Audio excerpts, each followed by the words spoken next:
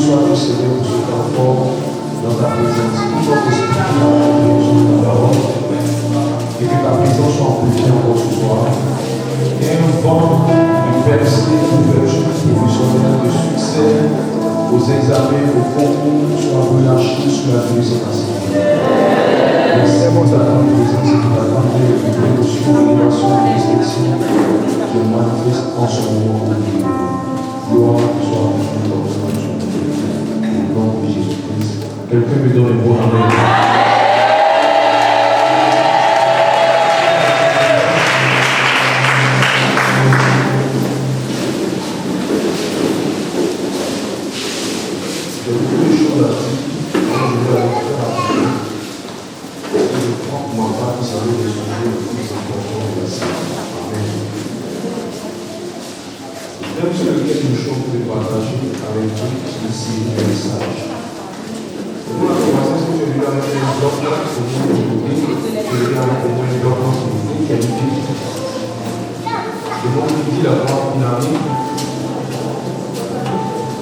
C'est 11% seulement du message que tu peux me donner pendant que tu as assis. Donc au moins il faut avoir un bloc encore plus dans le temps. Au moins tu vas écouter, tu vas relire, faire de lecture. Et puis aussi quand tu donnes des messages, tu les tiens 2 fois plus que ce que tu dis sur le truc. Donc il est très important de donner des messages. C'est pourquoi la différence entre deux objectifs de cette assemblée, celui qui donne sera très fort que celui qui ne donne pas. Et la preuve, ça va réveiller sur le vie. Après, ça va réveiller sur le destin. Le monde multidirectionnel est très important. Et c'est un sujet, je m'apprends aujourd'hui, normalement, je vais aller aujourd'hui. Je ne vais pas venir le sujet aujourd'hui, peut-être que ça va venir. Ça va me récolter prochain. Ça va me donner sens. Parce que là, je suis en train de toucher des points importants de cette merveilleuse série de messages. Alléluia. Donc, je suis fort à la vie. Il faut avoir une bonne chose.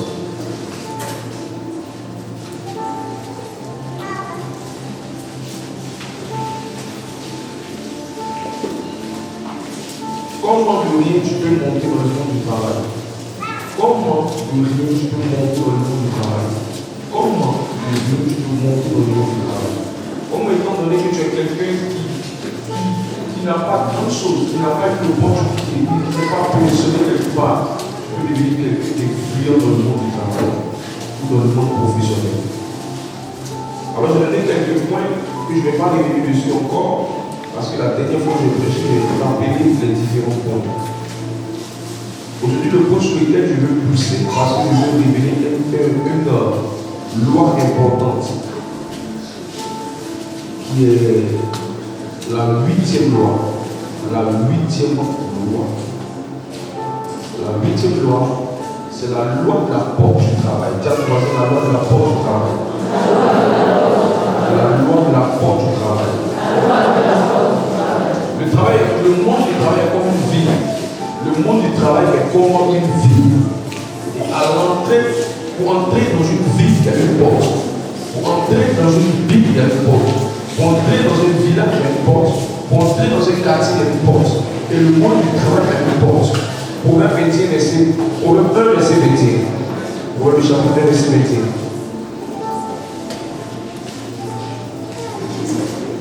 J'ai lu la parole de Dieu. Elle crie à l'entrée des lieux bruyants. Au dans la ville, elle fait entendre ses paroles. Aux portes de la ville, ça veut dire que lorsque nous sommes dans le monde du travail, le vrai problème du monde du travail, c'est comment faire rentrer. Et ceux qui ont accès, c'est ceux qui ont pu franchir la porte. Et je mets ma foi en Dieu que quelqu'un ici, pendant que je lève la main, va franchir la porte du travail. C'est la et mon attendant, c'est dans quel domaine tu veux entrer, dans quel travail tu veux entrer, tu n'es pas encore entré. Moi j'ai dit que demain, avant le dimanche, il est fort probable qu'il y ait une promotion.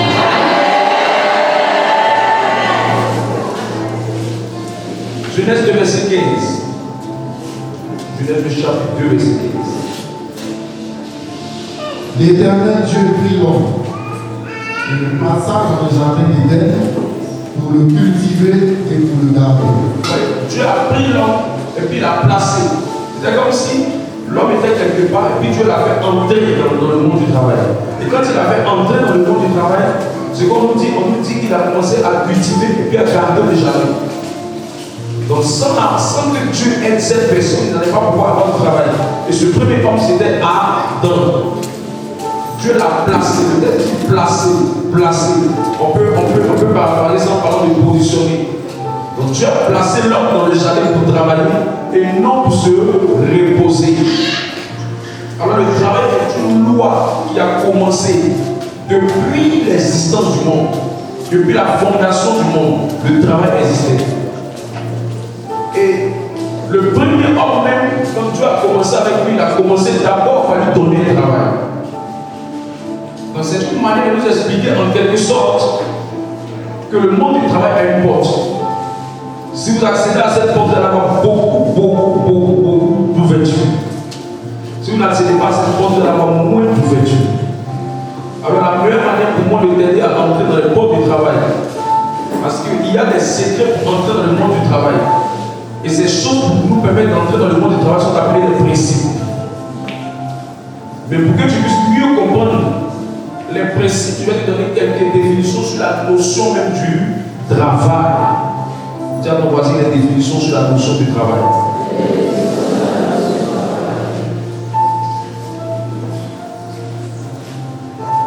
Il y a 10 vérités et 10 choses que Dieu m'a données comme révélation sur la notion du travail. La première vérité, c'est que l'homme a été créé pour travailler. Et Dieu est à l'origine du travail. Genèse 2, verset 2. Genèse le chapitre 2, verset 2. Dieu est à l'origine du travail. Et Dieu lui-même était travailleur. Genèse 2, verset 2. Dieu acheva au 7e jour son œuvre. Il acheva au 7e jour son œuvre. L'autre nom dans la Bible de travail, c'est œuvre. L'autre synonyme dans la Bible de travail, c'est œuvre. Donc quand on entend œuvre, on parle de travail. Donc Dieu a achevé le travail le 7e jour. Donc si c'est le 7e jour qu'il a achevé, ça veut dire que ce n'est pas le 7e jour qu'il a commencé. Alléluia. Alors Dieu est un travailleur. Jean 5, verset 17. Jean 5, verset 17 nous dit aussi que Jésus même est un travailleur.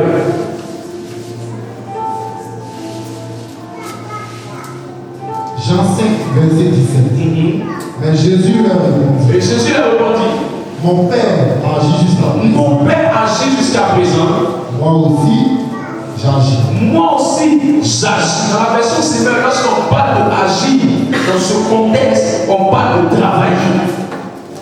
Donc, Dieu travaille. Jésus travaille. Dis à ton voisin, tu as pas pour travailler. Si vraiment tu es créé à l'image à la descendance de Dieu, naturellement ce que Dieu a fait, si son fils a fait, toi tu es le frère de son fils, normalement tu es censé le faire aussi. Et on va aller plus loin. Deuxième vérité, le Saint-Esprit aussi travaille. Galates 3, verset 5.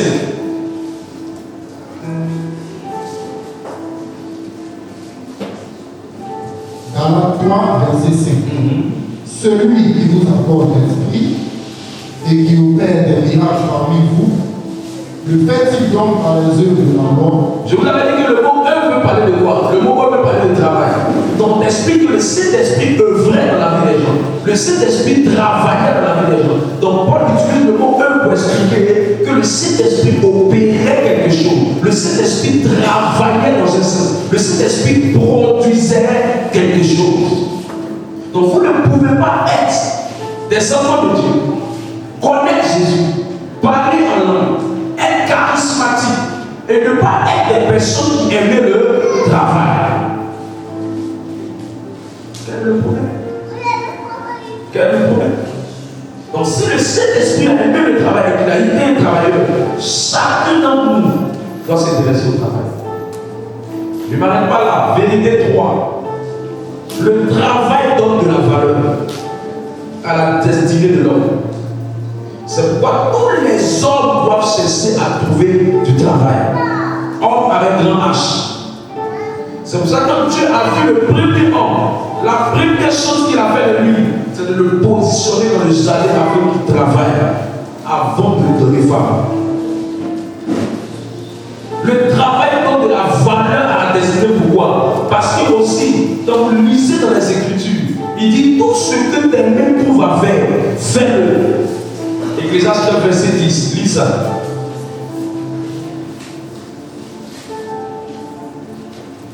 Il faut absolument que tu t'intéresses au travail. Ecclésiaste 9, verset 10. Tout ce que ta main trouve à faire avec la force, fais-le. Fais-le. Car il n'y a ni œuvre, ni pensée, ni science, ni sagesse dans le séjour des morts où tu vas. Où tu vas? Ça veut dire que le travail est fait seulement pour la terre. Donc sur cette terre-là, si tu vas avoir de la valeur, il faut travailler. 1 Thessaloniciens 4, verset 11.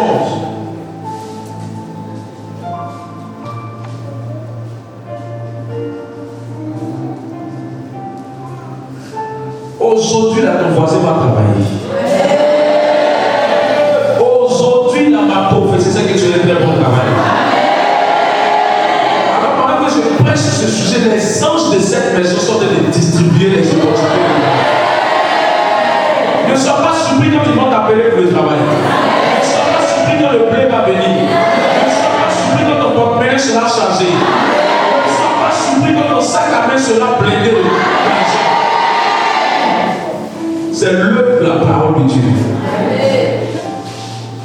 1 Thessaloniciens 4, verset 11. Et à mettre votre honneur à vivre tranquille, à vous occuper de vos propres affaires et à travailler de vos mains, comme nous l'avons recommandé. Ça veut dire que ceux qui vivent tranquilles, ceux qui sont en paix, ceux qui sont tranquilles, ceux qui n'ont pas trop de bobo, trop de problèmes, trop de soucis, ceux qui sont tranquilles dans leur vie, ceux-là, la plupart du temps, soit ils sont occupés par les affaires, soit ils sont occupés par le travail. Leur vie est tranquille, leur destin s'accomplit, ils ont de la valeur, les gens les respectent, ils avancent. Vous avez dit à mettre votre point d'honneur. C'est-à-dire le travail vous donne de l'honneur, de la valeur. Il n'y a pas d'honneur sans valeur. L'honneur amène la dignité. Et la dignité est une œuvre de l'honneur. Il faut absolument que quelqu'un dans ce lieu ait un très bon travail. Car vérité, le travail est une activité impliquant un effort mental ou physique en vue d'obtenir un résultat. Voilà toutes les définitions que j'ai du travail. Le travail est une activité impliquant un effort mental ou physique en vue d'obtenir un résultat. J'ai dit quoi? Le travail est une activité impliquant un effort mental ou physique en vue d'obtenir un résultat. Cinquième vérité, le travail, c'est l'engagement d'une vie, d'une destinée, par les capacités pour obtenir des résultats. J'ai dit quoi? Le travail, c'est l'engagement d'une vie, de l'énergie et des capacités pour obtenir des résultats et des récompenses. Le travail, c'est l'engagement d'une vie, de l'énergie, des capacités pour obtenir des résultats et des récompenses. Dis voisin, il faut que tu aies le travail. Il faut que tu aies le travail. Non, il faut que tu aies le travail. Sixième vérité, le travail est tout effort, toute entreprise qui constitue un moyen de subsistance en vue d'avoir un revenu. Tous ceux qui n'ont pas de revenu, c'est qu'ils n'ont pas de travail. Tous ceux qui n'ont pas de revenu, c'est qu'ils n'ont pas de travail. Tous ceux que l'argent ne vient pas dans leur poche chaque fin du mois, c'est qu'ils n'ont pas de travail. Tous ceux que l'argent ne vient pas dans leur poche chaque semaine, c'est qu'ils n'ont pas de travail. Tous ceux qui n'ont pas dans les régimes des sociétés, leur nom qui dit qu'on doit leur donner quelque chose, c'est qu'ils ne font rien. Alors je chasse l'esprit du vagabondage parmi nous. Septième vérité, le travail est le canal par lequel nous exprimons notre compétence, notre talent, notre potentiel, notre sagesse et notre apprentissage. Je reprends. Le travail est le canal par lequel nous exprimons notre compétence, notre talent, notre potentiel, notre sagesse et notre apprentissage. Tu as appris, c'est pour travailler. Tu as étudié, c'est pour travailler. Tu as appris, c'est pour travailler. Je reprends. Le travail est le canal par lequel nous exprimons nos compétences, notre talent, notre potentiel, notre sagesse et notre apprentissage. Tant que tu n'as pas de travail, tout ce que tu as appris, tout ce que tu connais, tout ce que tu as comme compétence, tu n'arriveras pas à l'exprimer. Ça va rester simplement caché dans un bout de papier qu'on appelle diplôme. Mais je vois Dieu donner à ton diplôme de ta compétence de s'exprimer cette saison. 8e vérité, le travail est le moyen de faire la différence, d'apporter des solutions, de faire des contributions, de créer des changements.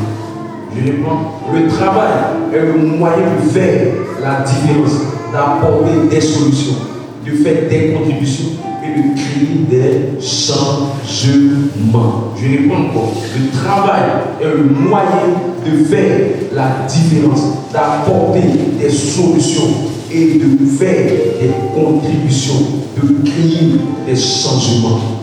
Tu dois créer des changements cette saison. 9e vérité, le travail est un engagement. Le travail est un engagement régulier auprès d'une organisation. Régulier. Et ça peut être régulier, ça peut être officiel comme non officiel. Si c'est officiel, ça veut dire que la personne est reconnue. Si c'est non officiel, ça veut dire que la personne fait le travail, mais ce n'est pas reconnu. Mais je prophétise à l'huile fraîche de ce matin, ce soir, que quelqu'un ici aura un engagement dans une société qui sera officielle. Plus de personnes ici, aucune personne ici ne va travailler dans une relation, dans une entreprise et ça sera non officiel. Je déclare que cela devient formel pour toi. Je déclare que tu es lié à cette entreprise au travers d'un papier, d'un CDD, d'un CDI, dans le nom de Jésus-Christ de Nazareth. Je libère les assurances sur la terre de Dieu. Je libère les contrats qui sont reconnus dans le nom de Jésus-Christ. 10e vérité. Pourquoi est-ce que le travail est aussi nécessaire? Le travail n'est pas un luxe. Le fait un luxe, c'est une nécessité de la vie. Montrez-moi un couple où il y a beaucoup de palabres. Je vous dis que le blé est en train de disparaître. Alléluia. Le travail est une nécessité, c'est pas un luxe. Et quand quelque chose est une nécessité, ça veut dire qu'on ne peut pas s'en faire le malin. Tu veux pas, tu auras besoin de ça. Genèse 28, lis le texte. Pourquoi le travail est aussi nécessaire? C'est de ça que j'ai envie de parler. Genèse 1, 28. Dieu les bénit. Dieu les bénit. Et Dieu leur dit. Et Dieu leur dit. Soyez féconds. Soyez féconds. Multipliez. Arrête-toi là. On ne peut pas être fécond sans déposer une sémence. Et la capacité qu'une personne a à déposer la sémence est l'effort qu'il doit fournir. Donc quand Dieu a béni l'homme, l'une des premières exigences de Dieu vis-à-vis de l'homme, c'est que l'homme puisse devenir fécond, c'est que l'homme puisse produire des résultats, c'est que l'homme puisse permettre à puisse travailler pour produire, pour donner naissance à quelque chose. Donc une personne qui ne comprend pas le mystère derrière le travail est une personne qui sera stérile dans sa vie. Le travail rend fécond.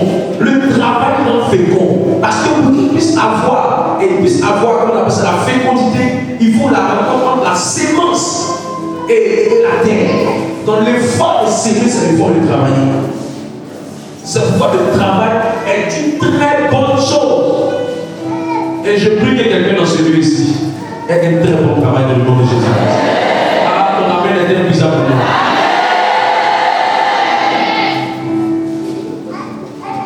Est-ce que je peux continuer à cette fois?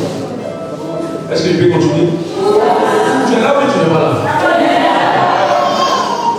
Ecclésiaste 10, 18.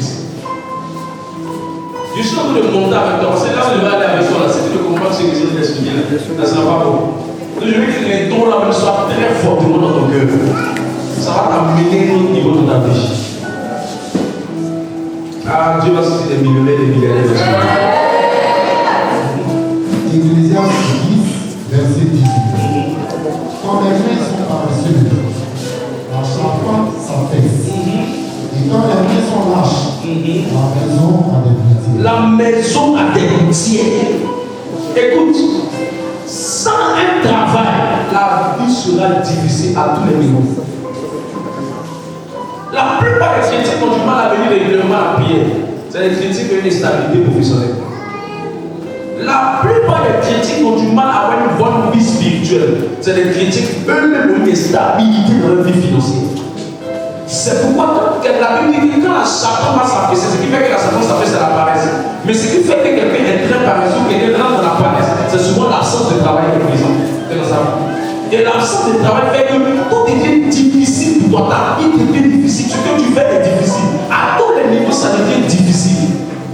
Et mieux, c'est que quand quelqu'un n'a pas de travail, il n'est pas en activité, la personne va venir vite. Prenez un corps qui n'est pas toujours en train de travailler, vous allez voir. Vous donnez 10 ans ce corps, vous allez revoir la personne. Vous allez avoir l'impression qu'il avait fait 20 ans d'existence encore supplémentaire. Parce que quand quelqu'un n'est pas en activité, ses muscles ne sont pas en activité. C'est comme s'il est en train de se fatiguer. Le travail donne de l'énergie. Le travail renouvelle les forces dans le corps. C'est ça que quelqu'un qui n'est pas en train de travailler, qui passe beaucoup de temps à dormir, il va vite vivre. Et il va beaucoup tomber malade. Mais quelqu'un qui est toujours en activité, en mouvement, en activité, vous allez voir que cette personne-là va être toujours en énergie. Il n'aura pas besoin de se forcer faire toujours le sport. Parce que le travail va l'emmener à échauffer son corps chaque fois, échauffer ses muscles chaque fois. Et ça va raccourcir la mort dans sa vie. Et ça va lui donner la longévité. L'autre chose aussi, quand tu travailles, c'est que toi-même dans ta vie, tu as à manger ce que tu veux manger. Et du coup, ça te garde en bonne santé. Écoute, quand tu as commencé à avoir un bon travail, tu te rends compte, ce n'est pas la quantité qui fait la nourriture. C'est quand tu as assez pauvre que tu penses que c'est la quantité. Mais quand tu vas commencer à avoir le vrai blé, l'argent que tu donnes, tu vas te rendre compte que juste la qualité, ça peut simplement te garder toute une journée. Un petit déjeuner qui est complet et un petit déjeuner qui est embrouillé, les deux n'auront pas le même résultat. Demande à ton voisin, tu as un petit déjeuner complet ou bien tu es embrouillé.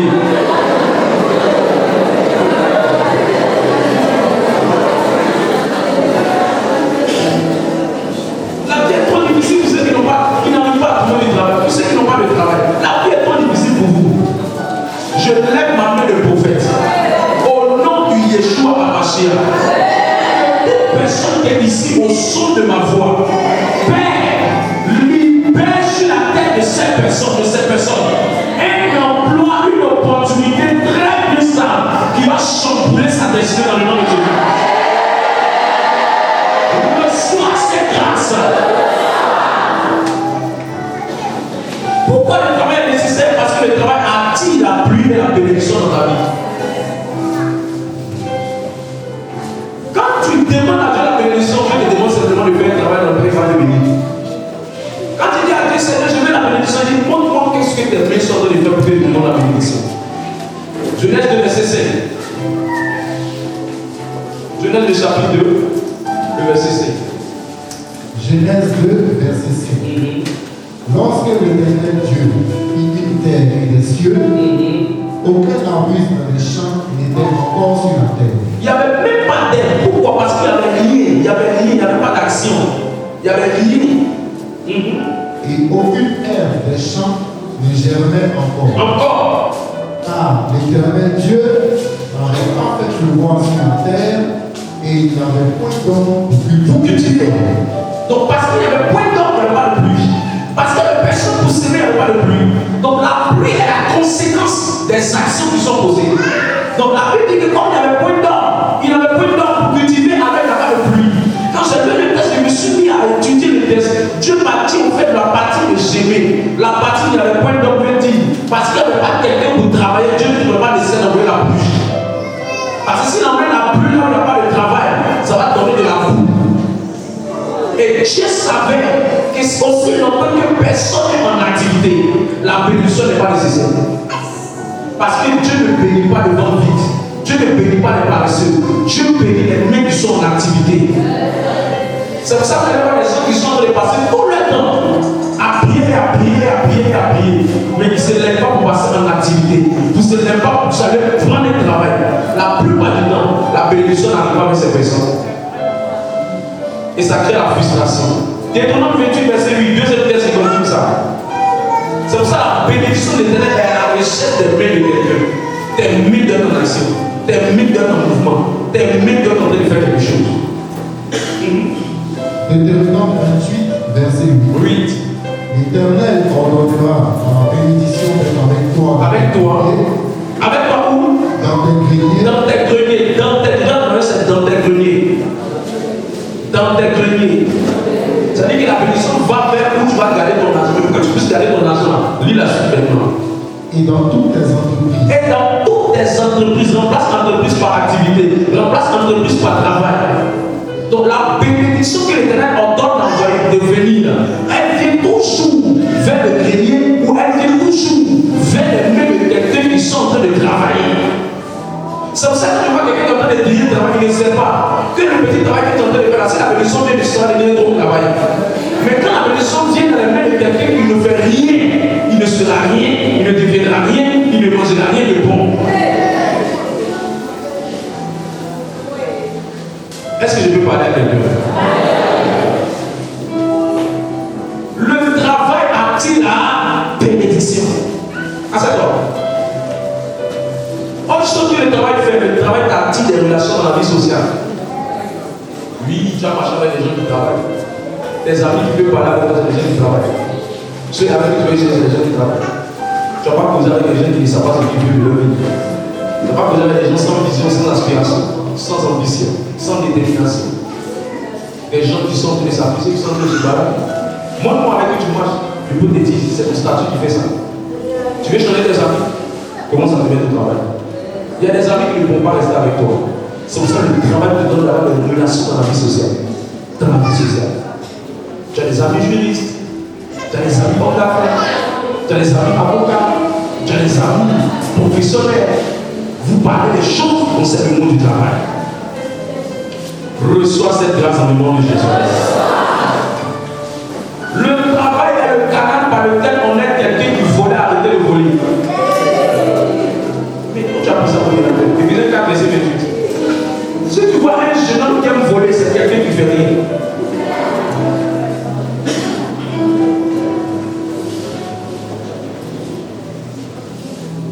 Éphésiens 4, verset 28. Que celui qui dérobait, français, de Molière qui dérobait, français qui a dit volait. Que celui qui dérobait ne dérobe plus, mais plutôt, il y a ce qui vont le donner comme conseil.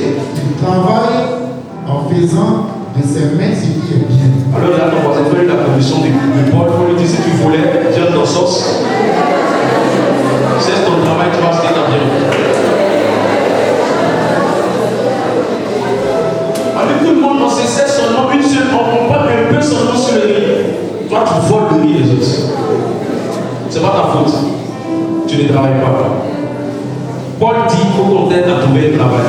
C'est la meilleure manière pour toi de t'arriver dans ça. Sinon, tu n'as pas arrêté de le faire. Relis encore les textes. Que celui qui dérobait ne dérobe plus, mais plutôt qu'il travaille en faisant de ses mains ce qui est bien, pour avoir du quoi donner à celui qui est dans le besoin. C'est tout. Pourquoi il faut que tu aies travail? Le travail aussi te permet, mets fin à tout ce qui est la fin dans ta vie. Tu seras à l'abri du besoin. Tu ne seras pas dans la faim, tu ne seras pas dans le manque. Le travail te donne la nourriture. Le travail te donne le manger à ta faim. Paul dit, le même Paul qui a écrit ça, dans 2 Thessaloniciens 3, 10, il dit que celui qui ne veut pas travailler, qu'il ne mange pas. Donc ça veut dire, frère, si tu as pensé, il faut bien travailler. Mais c'est bizarre que la plupart de ceux qui finissent les plats et les sacs de riz dans les maisons, c'est ceux qui font rien. Les maisons sacs de riz, tu sais que beaucoup travaillent là-bas. Qui est confiné. Les maisons où la facture n'est pas trop élevée, il y a beaucoup qui travaillent là-bas. Quelle affaire? Les maisons où la facture d'eau n'est pas aussi très élevée, c'est que beaucoup sont occupés.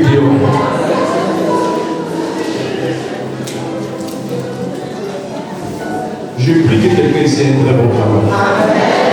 Je prie que le Seigneur te donne du travail. Alors, comment on entre dans les portes du travail? Le premier principe pour entrer dans les portes du travail, c'est le principe de la croissance spirituelle. Le principe de la croissance spirituelle. Genèse 2, verset 8.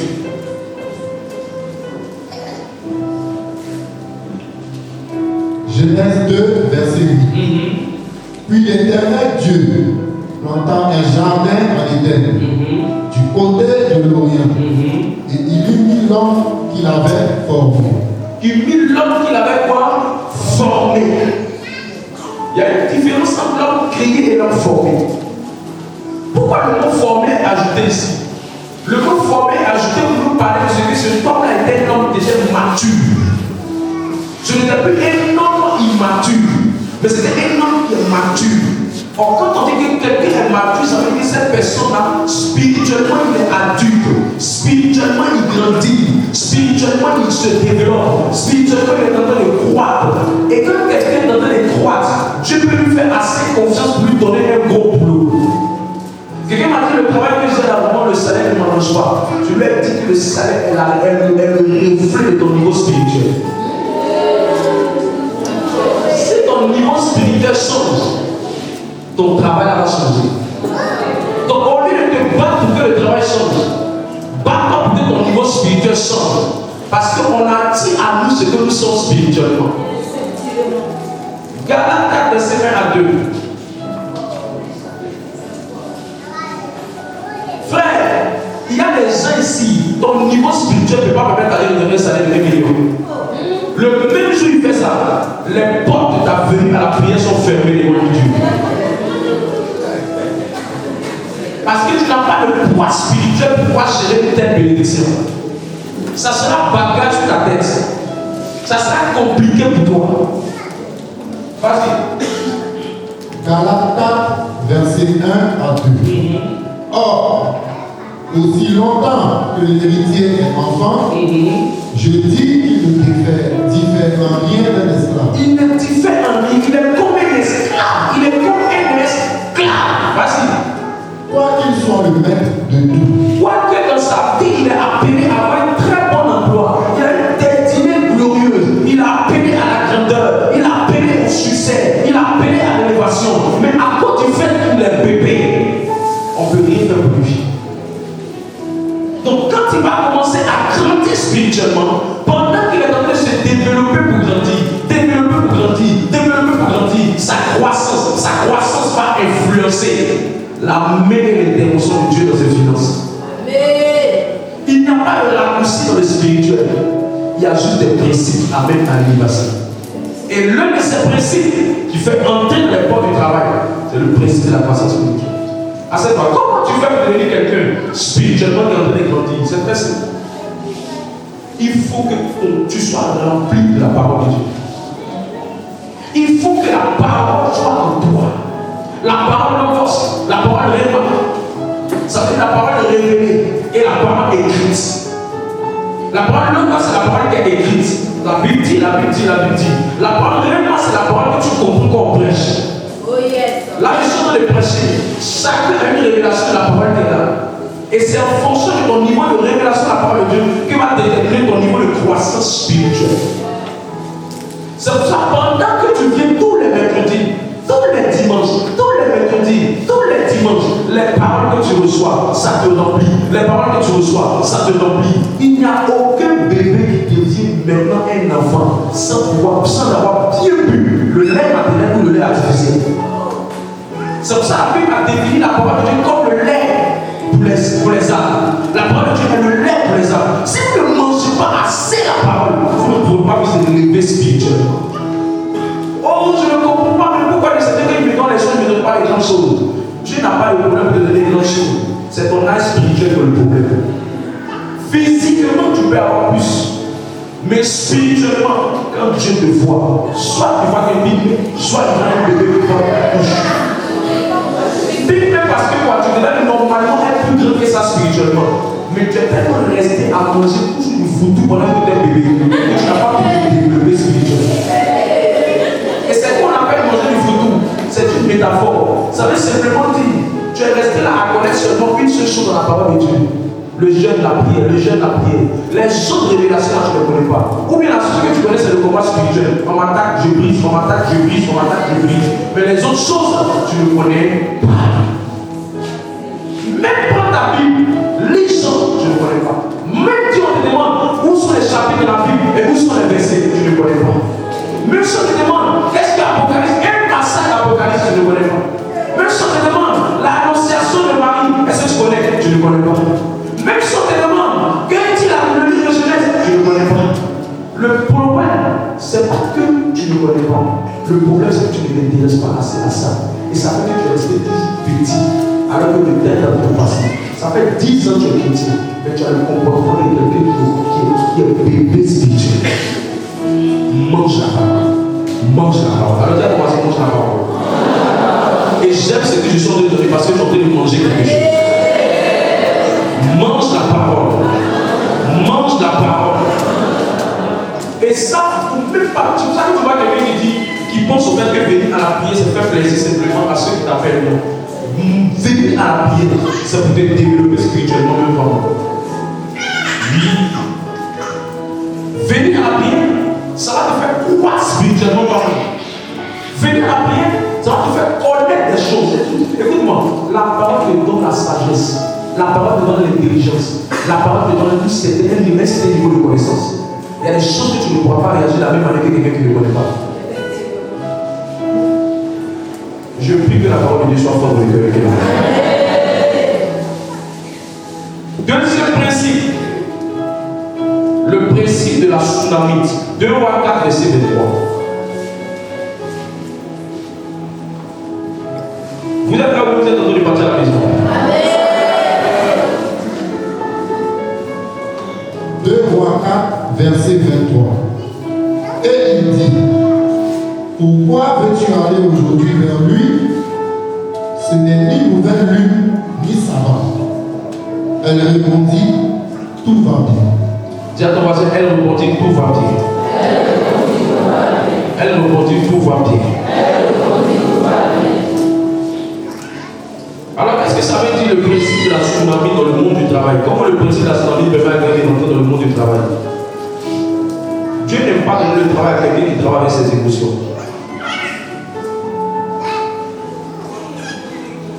Dieu n'aime pas donner le travail à quelqu'un qui travaille avec ses émotions. Qui sont les personnes qui travaillent avec les émotions? C'est les personnes qui mettent leurs problèmes dans le travail. Je suis triste parce qu'aujourd'hui, quand il sortait, mon mari a mal parlé. On est venu travailler pour discuter des problèmes. Dieu n'arrive pas à donner la promotion à quelqu'un qui met ses émotions dans le travail. Dieu n'arrive pas à amener une personne qui n'arrive pas à maîtriser ses émotions, à l'amener à la hauteur dans le monde du travail. Il va avoir touché un petit boulot. Les boulots, les patrons qui ne font que pleurer à l'instant comme c'était au funérailles. Mais le boulot de qualité, les boulots de valeur, un emploi stable et bien rémunéré, ce n'est pas donné aux gens qui sont de pleurer.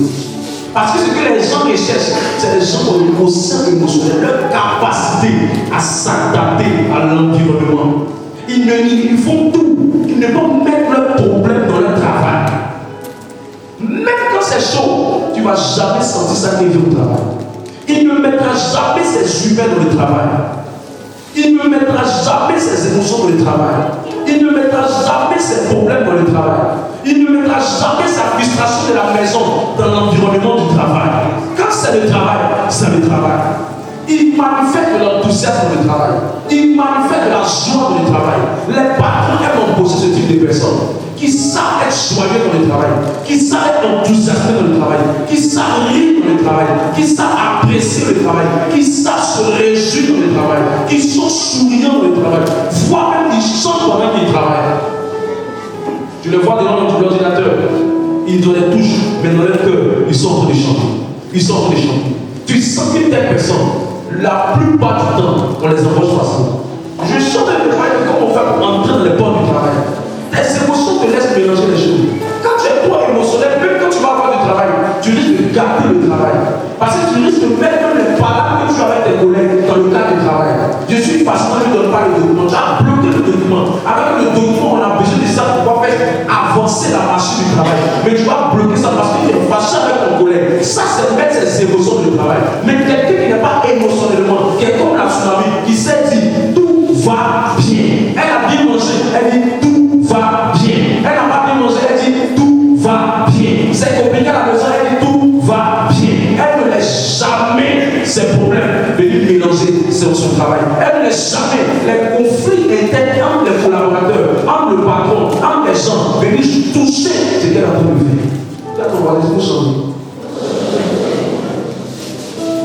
Ça vous savez, une personne joyeuse, enthousiasmée, est bien partie pour réussir dans le monde du travail et dans le monde des affaires.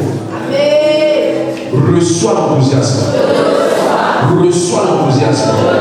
Je chasse la tristesse de ton cœur. Amen. Au nom de Jésus. Plus vous mettez vos humains dans le travail, plus vous n'êtes pas attractif. Vous ne donnez pas envie aux gens de collaborer avec vous. Au contraire, vous énervez. Les gens trouvent que vous êtes trop bizarre. On trouve que tu es trop bizarre. Je veux que toujours ayez pitié de toi. Ayez pitié de moi. Ayez pitié de nous. Vous ne voyez pas comment je souffre. C'est compliqué. Elle est en train de travailler sur elle est dans ses dossiers en train de dire. Elle peut même comprendre là, tu vas voir. Non, voilà ça, voilà ça, voilà ça. C'est pas tout ça. C'est pas tout ça. Pas pleurer, c'est ça. C'est pour travailler avec ça. Et après, quand tu demandes qu'on t'embauche, qui va embaucher telle personne? Les gens, les personnes, on les garde pour pouvoir rester toujours là. Justement, les manawas de l'entreprise. Troisième principe. Le principe de Mardochée. Esther 2, 21 à 22. Ça, c'est un principe qui est très fort. Vas-y, lis le texte. Esther, le chapitre 2, verset 21 à 22. Esther 2, verset 21 à 22. Dans ce même temps, comme Mardochée était assis à la porte du roi, Bigthan et Teresh, deux eunuques du roi, gardes du seuil, cédèrent à un mouvement d'irritation et voulurent porter la main sur le roi d'Assuérus. Mardochée eut connaissance de la chose et en informa la reine Esther.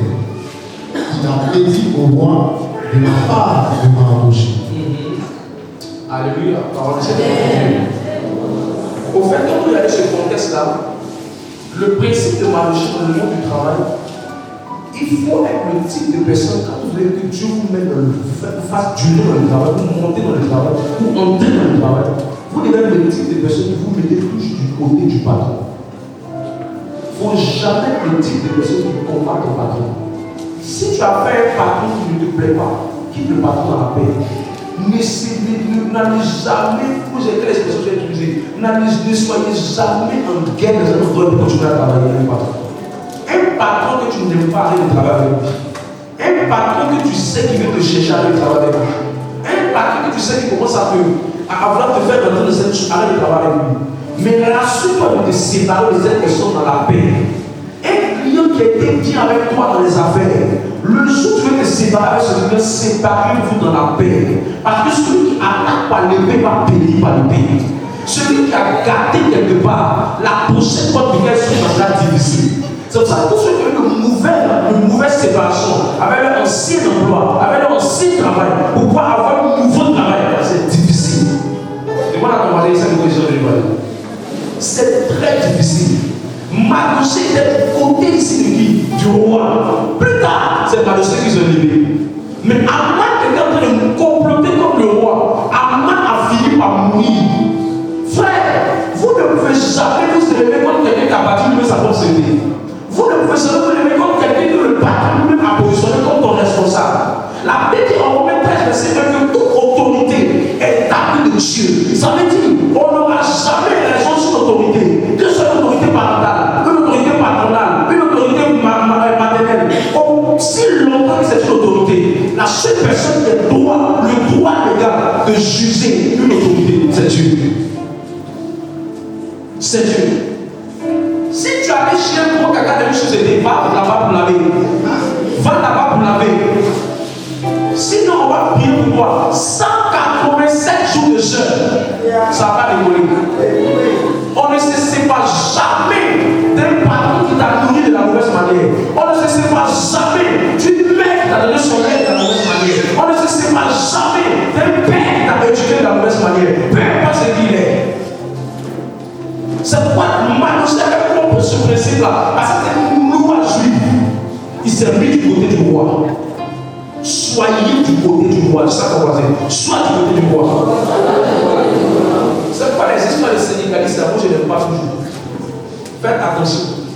y a des syndicalistes qui se mettent dans une position où ils revendiquent de la paix à la méthode chez les Chinois. Les Chinois, ils travaillent et puis ils se plaignent. Ils manifestent qu'ils ne sont pas contents de leur rémunération, mais surtout ils sont en train de travailler. Parce qu'ils ont compris dans leur mentalité qu'ils sont en train de les servir le parti qui soit Dieu. Donc en revendiquant, ils font toujours du travail. Mais aujourd'hui, quand je regarde leur économie est très élevée par rapport à l'économie de la Côte d'Ivoire qui était avant au même niveau qu'eux. Pourquoi? Parce qu'ils ont compris la valeur du travail. Mais nous, juste le patron, juste un groupe de personnes pour commencer à combattre le patron, critiquer le patron, critiquer la personne, critiquer ce que la personne est. Je pense que c'est facile d'être leader. Demande à quelqu'un si tu continues, tu as fait des leader, gérer les hommes, tu as déjà géré les hommes. Demande-lui si tu as déjà géré les hommes. Si tu as déjà géré les hommes, tu vas comprendre que gérer les hommes n'est pas facile. Et quand gérer les hommes, comme gérer les hommes n'est pas facile, tu ne vas pas te lever comme ça pour combattre les leaders. Tu vas pas te lever comme ça pour combattre les autorités. Souvent, tu te fais ton papa, mais c'est dans la même position que lui, j'ai fait même plus grave que lui. Souvent, tu combats ta maman, mais c'est dans le même contexte que ta maman, tu as fait plus grave que ta maman. Ne combattez jamais les autorités établies. Ne combattez jamais les personnes que Dieu met bouton comme patron, comme supérieur. Ce n'est pas facile d'être leader. Ce n'est pas facile de conduire les gens. Ce n'est pas facile de gérer une entreprise. Tu dois payer les autres. Sinon, toi-même, il ne faut pas te payer. Tant que l'entreprise, si tu ne payes pas les autres, ils vont te créer des problèmes. Toi-même, tu dois garder l'image de l'entreprise en maintenant ta position. On ne joue pas avec ça. C'est une affaire d'entreprise. Il faut éviter de combattre les patrons. Ne soyez pas l'ami de ceux qui combattent les patrons. Ne soyez pas de leur camp. Parce que tu as appelé aussi un patron. Nous sommes en train de parler de comment quitter le rien pour monter. Tu as appelé aussi à monter, devient patron. Dans ce cas, détruire un patron, devient quand tu as monté, on te détruit. Ce qu'on sait, on recompte. Garde de bons rapports avec les clients. Même si vous avez fait des affaires et après ils sont mal comportés avec toi, libérez tranquillement, mais ne vous séparez jamais de la guerre. Évitez les paroles dans vos sociétés.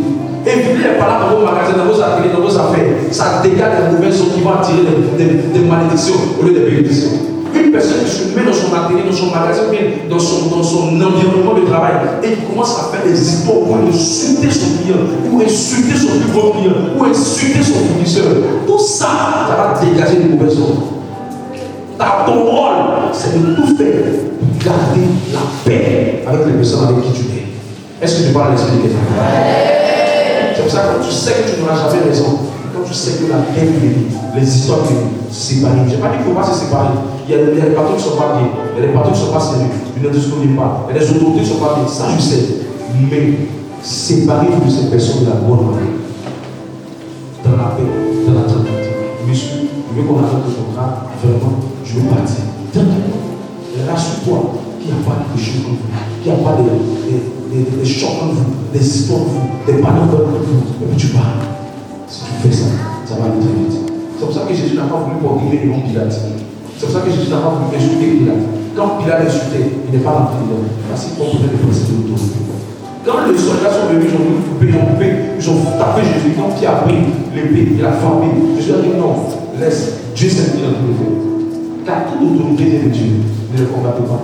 Que celui qui attaque par l'épée va tenir par l'épée. C'est pour ça tous ceux qui ont déjà fait coup d'État, détruire les autorités, eux sont les coup d'État. Tous les pays africains, tous ceux qui ont fait coup d'État, eux sont les affaires de Dieu. De la même manière que tu détruis, c'est besoin de détruire Dieu. De la même manière que tu mélanges quelqu'un, c'est besoin de mélanger aussi. De la même manière que tu as pris une entreprise, tu as gâté l'entreprise de quelqu'un, et puis tu es venu faire tomber la publicité. C'est comme ça que tu vas venir gâter, puis tu vas faire une vie. Tout ce que tu sais, tu m'assumes. Est-ce que je parle l'esprit de quelqu'un?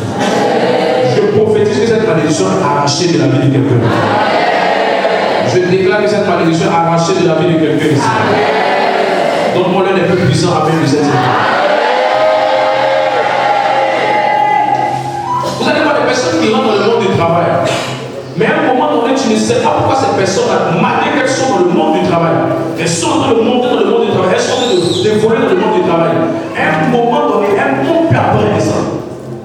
Vous allez me poser cette question. Elles montent et puis après descendre. Tu le vois, les gens toujours s'appeler par ton travail pour marquer sur le dos à la maison. Dieu ne fait pas ça, Dieu ne se répond pas les secrets. Je viens de donner le secret pour mettre régler ce problème. Pourquoi c'est cette personne qui monte et après qui descend? Pourquoi vous voyez que cette personne qui n'a n'arrive pas à monter en promotion, à monter en augmentation, à monter en accélération? Pourquoi cette personne n'arrive pas à décoller grandement dans leur vie financière, professionnelle? Pourquoi elle n'arrive pas à décoller? Alors que nous sommes en train de parler d'un principe qui fait avec le montant dans le monde du travail. Pourquoi donc ne monte pas? Mais ils sont dans la stagnation dans le monde du travail. Il n'a pas l'argent, il n'a pas le salaire. Mais il ne voit pas une grande gloire, il ne voit pas une grande accélération, il ne voit pas une grande élévation, il ne vit pas un grand décollage. Pourquoi? Pourquoi cette personne commande des choses, mais après suscite des problèmes qui viennent tout mélanger, tout gâter, tout paniquer? Et il se pose la question, mais où est Dieu devant tout ce que je suis en train de vivre? Comment je fais pour que le Seigneur me laisse à ce niveau? Tout dépend bien après tout c'est tout. Tout dépend bien après tout bon. Dis à ton voisin, est-ce que tu veux savoir la sécurité? Il dit quoi?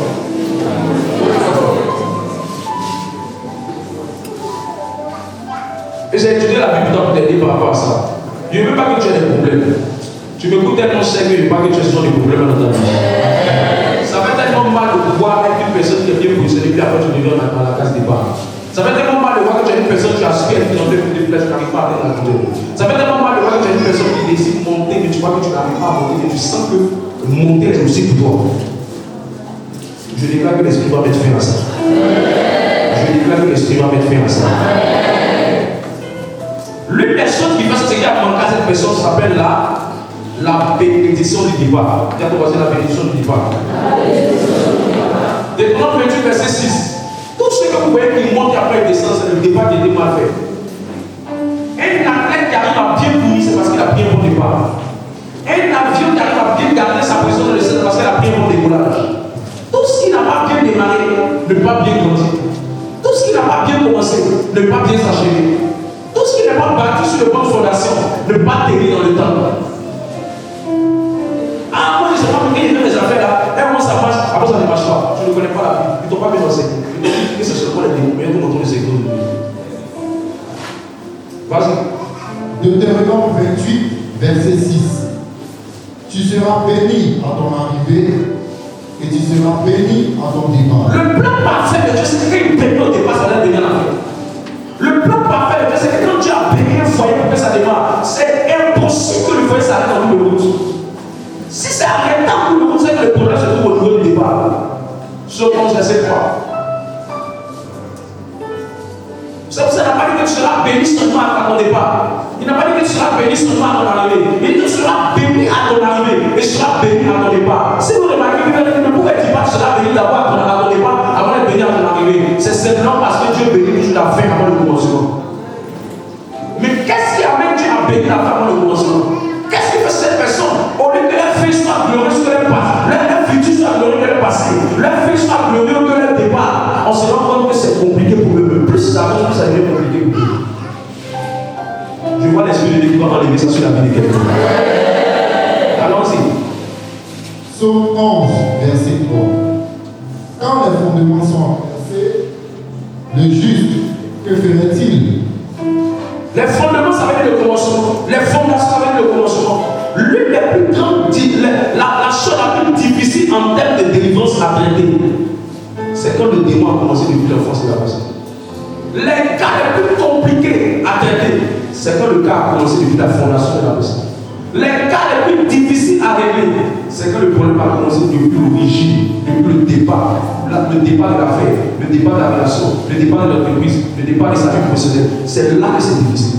C'est pour ça que c'est toujours difficile. Nous ceux qui travaillons, c'est que qui travaillons pour vous aider. C'est qu'on n'était pas là dans le départ. Ce n'est pas assez bien. On va vouloir régler les problèmes en bout de route. Alors que c'est vraiment le problème pour nous sans traiter le fondement. La grâce est l'option que tu peux avoir traiter le problème pour un temps. Mais après, je regarde la même personne que tu as aidé à prendre. Il y a des déclarations qu'il a même encore derrière. Tu dis, mais pourquoi? Le Dieu m'a dit qu'il va le faire. Il est en train de le faire. Et après, on va la personne va derrière. C'est parce que tu n'as pas su ce qu'elle a fait au départ. Et tu n'étais pas là par rapport à ce qu'elle a fait au départ. C'est pour ça la Bible dit que quand les fondations sont renversées, même si tu es juste, même si tu parles, même si tu es le plus grand chrétien de la terre, ça n'aboutira à rien. Je vois ton histoire changer. Ah, je vois ton histoire changer. Est-ce que je vais te parler de ça rapidement? La première chose que tu dois savoir, Genèse 1, verset 1, lis ça. 3 secrets rapidement. Essayez de l'être plus seulement. Allons-y. Genèse 1, verset 1. Au commencement, Dieu créa les cieux et la terre. Au commencement, Dieu créa les cieux et la terre. Le premier secret, c'est qu'il faut toujours commencer avec Dieu. Le premier secret, c'est qu'il faut toujours commencer avec Dieu. Il ne faut rien faire sans que Dieu soit au départ. Il ne faut rien faire sans que Dieu soit la fondation. Il ne faut rien faire sans que Dieu commence les choses. C'est pour ça que la Bible dit que si l'Éternel le bâtit, celui qui bâtit en vain. Le mot si l'Éternel le bâtit, c'est simplement un français. Vous savez simplement dire que si l'Éternel n'est pas en train de commencer la chose avec toi, tout ce que tu vas faire par la chose, ça sera en vain. Même si tu allais prendre les meilleurs carreaux que tu fais à la maison, c'est en vain que tu vas faire ça. Souvent, tu as dit, mais les carreaux sont égalité, et tu n'as pas compris que c'est la fondation qui a gâté tout ce que tu vas faire. Donc l'Éternel doit d'abord le départ. Premier principe. Deuxième principe, c'est qu'on ne délègue pas ce qu'on commence comme business à quelqu'un, on commence sans problème. C'est pour ça qu'on n'a pas dit au commencement son voisin est venu, au commencement sa soeur est venue. Au commencement, Dieu, le maître lui-même est venu commencer l'activité. Dieu lui-même est venu commencer l'affaire. Dieu lui-même est venu commencer le business de la création de l'humanité. Comment tu commences ton business, tu commences à chercher les hommes au travail avec toi? Tu as déjà vu Chinois faire ça? Tu as déjà vu Libanais faire ça? Tu ne comprends pas tes affaires ne décollent pas. Parce que tu n'as pas mis d'abord ton esprit à la base. Tu as mis l'esprit de quelqu'un à la base. Celui qui vient gérer ton activité, ça avec ses mains. Et chaque personne a l'esprit de suivre. Qui a mis sa main dans ton activité quand tu as démarré? Qui était là? Au départ, toi-même, il faut être dans ton business. Au départ, toi-même, il faut être dans le show. C'est pour ça que quand on veut commencer quelque chose, on commence d'abord à apprendre d'abord la chose avant de commencer la chose. Parce que si tu ne connais pas d'abord la chose, tu commences à confier à quelqu'un pour te voler facilement. Parce que ce que tu ne maîtrises pas, on te vole bien.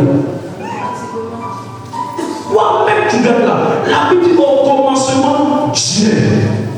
Le plus grand de la terre était là au commencement, Dieu. Toi, viens dans toi, tu es qui? Tu veux confier aux gens. Tout ce qui n'a pas commencé avec Dieu, ça ne tiendra pas. Et tout ce qui n'a pas commencé avec toi, même la personne, dans la chose, ça ne tiendra pas. Je parle à quelqu'un. Satan s'attaque beaucoup au départ. Toujours au départ. C'est au départ. C'est au départ. Le Judas qui allait trahir Jésus n'était pas à la fin, il était au départ. Jésus m'a dit, ce qui est choisi de la douce, mais elle est malheureuse, elle est sorcière, elle est sorcière, elle est démon. Jean 6, 66. Il dit, le parmi eux est un démon. Celui qui va te détruire ne viendra pas à la fin, il vient au bout, tu l'as assis dans le démon. Ton sorcier n'était pas là, il n'est pas venu au bout de ta vie, il était là depuis, quand ta mère avait il était présent. C'est ça que tu commences, tu t'en fais le bien. C'est pour ça que les gens vont commencer à prendre l'enfant, commencer à montrer l'enfant aux gens, sans prendre la peine de donner la base de l'éducation. On détruit l'enfant. C'est pour ça que les gens n'étaient pas là au commencement de tout ce qu'ils sont en train de faire. La plupart du temps, ça ne tient pas dans le temps. Troisième secret. Est-ce que je peux te prêcher la bonne nouvelle? Le troisième secret, c'est que tout ce que tu fais, le premier ne t'appartient pas, ça appartient à Dieu. Ce qui montre que tu as mis Dieu au départ, c'est pas que tu as dit, Seigneur, sors au départ de mon activité. Ça, c'est des bêtises. C'est le fouet pour jouer ma fraîche. Il dit que je suis parti, j'ai pris mes affaires, j'ai confié mes affaires, c'est que je suis allé sortir, on m'a dit, Seigneur, voici mon business, il faut gérer ça. Qui t'a dit dans ces gens? Dis-moi, qui t'a prêché sur ça? T'as blagué. J'ai vu les gens, ils sont allés prier. Le même soir, la grotte, qui prie dans les milieux de la salle, à chercher. C'est pas comme ça qu'on confie les choses.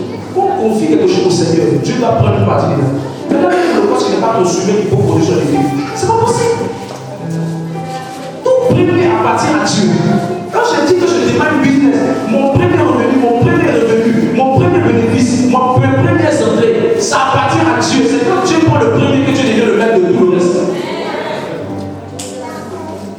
Si Dieu n'est pas le premier, ça ne peut pas aller très loin.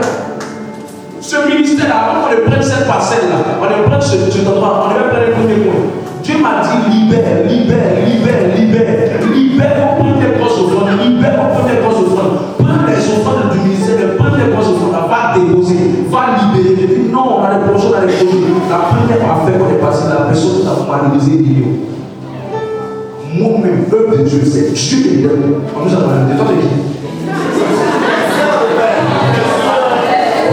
Œuvre de Dieu, où les gens seront sauvés.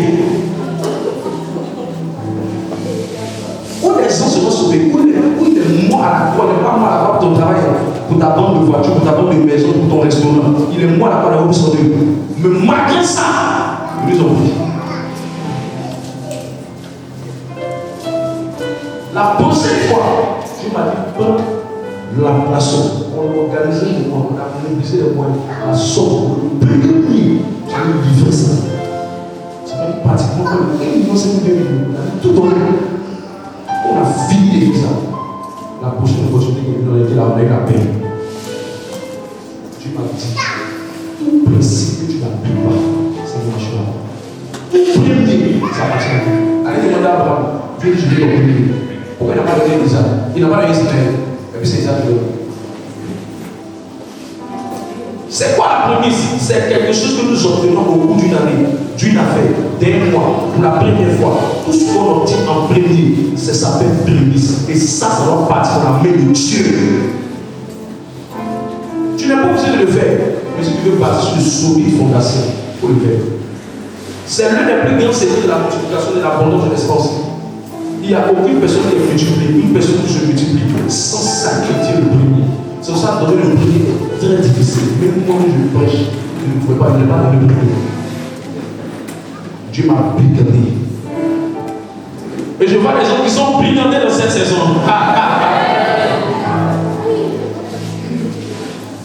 Écoute, Dieu m'a dit, quand tu manges ta prémisse, ta vie devient ordinaire, ta vie devient lente. Parce que la prémisse est la plus grande preuve d'honneur. Proverbe 3, verset 9. C'est elle qui va te faire entrer dans l'abondance. Il y a des gens qui meurent sans jamais toucher les millions, vous savez pourquoi? Ils n'ont jamais donné leur premier au Seigneur. Il y a des gens qui meurent sans jamais toucher une certaine somme dans leur vie parce qu'ils n'ont jamais livré le premier. Montrez-moi quelqu'un qui n'a pas de promotion. Je vais vous dire qu'il a commencé, la personne n'a pas livré son premier à Dieu. C'est impossible. 80%. 80, jusqu'à 99% des personnes qui ont accompli le principe des prémices, elles ont mis leur vie sur les fondations. Pourquoi les résultats d'un travail c'est impossible? C'est impossible avec grand vie de renvoyer un nombre de prémices.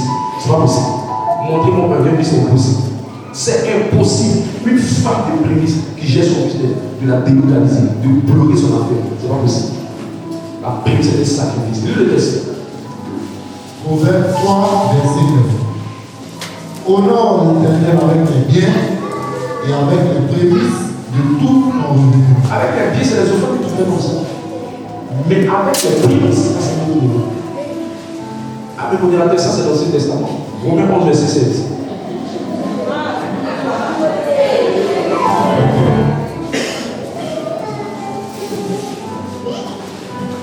Romains 11, verset 16. Or, si les prémices sont simples, la masse l'est aussi. Ça veut dire que dès que tu donnes la prémisse, c'est comme si tu as confié tout le reste. Au fait, donner sa prémisse, dit je donne tout le reste à Dieu. Parce que prémisse vient un mot grec. C'est que ça veut dire donner le premier de Dieu, on ça tout le reste. Remarquez bien, les plus grandes batailles dans les familles, ce sont les premiers-nés. Remarquez très bien dans les familles. Tous les premiers-nés ont des problèmes dans leur vie. Première fille, première fille, ont des problèmes. Ils ont plein de malédictions sur les têtes. Premier enfant, première fille, premier garçon, leur vie est compliquée. Parce qu'ils appartiennent à Dieu. Normalement, ils appartiennent à Dieu. Je prie pour toi que tu rentres dans une saison de multiplication. Je prie pour toi que tu rentres dans une saison de multiplication. Quand je viens donner ma prémisse dans mes affaires, je vais libérer ma prémisse. Tous les démons de mon village sont venus me rejoindre dans mon studio. Parce que le blé était bien parti. C'était tellement bien parti. Bien formulé. Et puis, mon village m'appelle. Tu vois, je sens les bonbons du village m'appelle. Les bonbons du village m'appelle. Il m'appelle. Tu vas donner. Je doute sur moi. Je doute sur moi. Je donne ça. Matin, 8h. Des prix le lendemain. 8h. Je doute sur moi. Je ne sais pas ce que je vais faire. Je ne sais pas comment je vais m'y prendre. J'ai tout mis. Je sors. Je rentre encore. Je ressors. Je rentre encore. La liste de mes problèmes vient dans ma vie. Je me pose la question. Comment je vais faire? Quand j'ai libéré ça. Je commence à la gueule au milieu. Si je n'avais pas fait ça, ma vie allait continuer de me prendre dans ma famille. Il n'y a aucune personne qui est homme qui monte dans l'extraordinaire sans être un homme de sacrifice. Ce sont les choses les plus simples qui sont les choses qui produisent de l'humilité.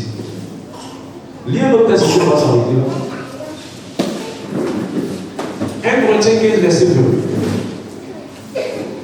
La difficulté que tu as à donner ta prémisse est égale au repos que tu as durant toute ta vie. C'est pour ça que tu n'as pas. Quand tu cherches les choses, tu vois que ça ne vient pas. Dieu sait, quand tu as le premier degré, comment ça va vite? Allez demander à ce qu'on vient faire ça. On te dit. Vas-y, lis le dessin. 1 Corinthiens 15, verset 20. Mais maintenant, Christ est ressuscité des morts. Il est les prémices de ceux qui sont morts. Christ même a été une prémisse. Regarde, Christ a été une prémisse pour ressusciter ces morts. Quand les affaires sont morts, bancales, mélangées, toutes les affaires ne s'en sortent pas. Tu veux seulement prier pour ressusciter ça. Christ même qui est mort. Christ même pour ressusciter tous ceux qui sont morts. Dieu a dit, je vais t'offrir une prémisse pour libérer les autres. Quand les affaires sont en train de mourir, tu ne tiens pas, ça ne bouge pas, ça ne décolle pas. Tu as peur de libérer la prémisse. C'est pour ça que j'ai un conseil à te donner. Alors, viens dans le fond du V6. Tu peux donner ta promesse à cette occasion. Donne ta promesse. À l'enfant de la du V6, tu peux donner ta promesse. Donne ta promesse. Le jour, tu vas commencer à ça, tu vas sortir dans le site. Les chrétiens peuvent galerie mondiale. Et il m'a dit la vie chrétienne est difficile. Il a dit dans la vie chrétienne, soit tu acceptes de payer le prix, et puis tu es dans le fou. Ou soit tu veux tricher, et puis tu souffres. Et c'est les tricheurs qui souffrent beaucoup. Ceux qui se sacrifient, ils voient tricher les forts. Allez demander à Salomon, il devait prendre la royauté. Premier jour, Salomon veut prendre la royauté. Il s'est dit, il prend Jésus. Ni l'Holocauste, il s'est libéré devant Dieu. Il n'a même pas dévoilé quelque chose. Il n'a rien dit à Dieu. Rien. Rien. Qu'est-ce que Dieu va dire? Rien.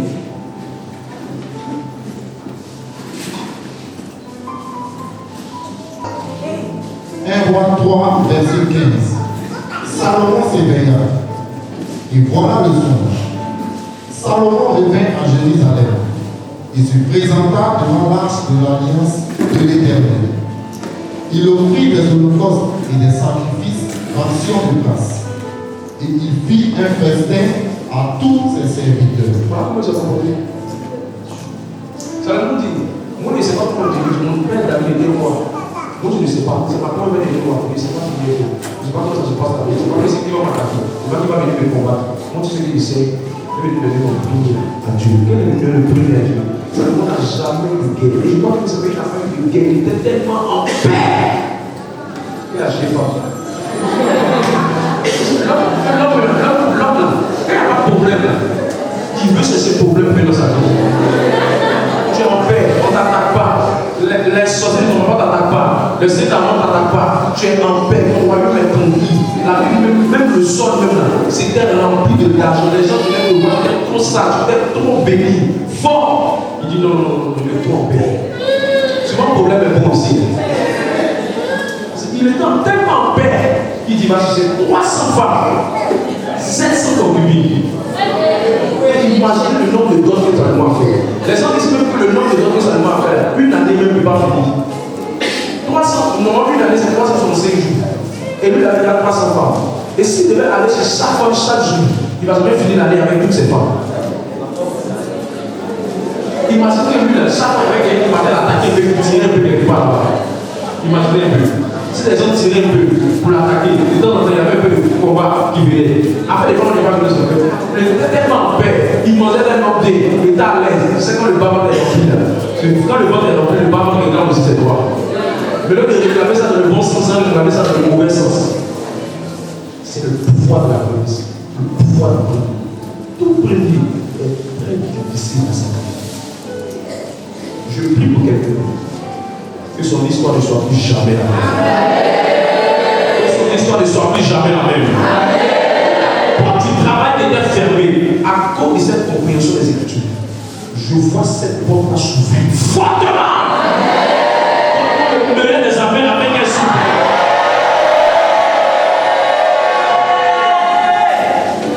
Le principe de la bénédiction, Proverbe 10, verset 22.